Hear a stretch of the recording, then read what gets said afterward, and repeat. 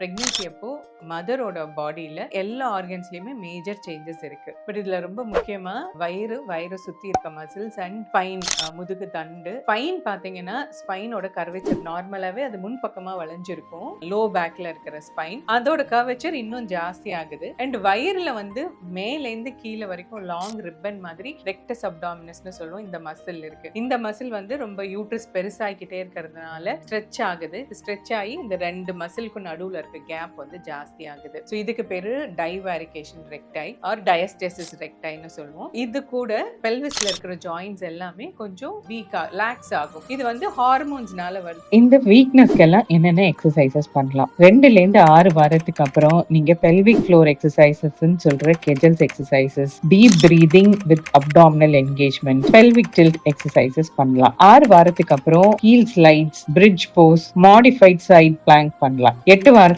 அப்புறம் standing wall pushups பண்ணலாம். Walking வந்து டெலிவரிக்கு அப்புறம் இருந்து எப்ப வேணாலும் ஸ்டார்ட் பண்ணலாம். 5 நிமிஷம் 10 நிமிஷத்துல ஆரம்பிச்சு உங்களால எவ்வளவு வாக் பண்ண முடியுதோ அவ்வளவு வாக் பண்ணலாம்.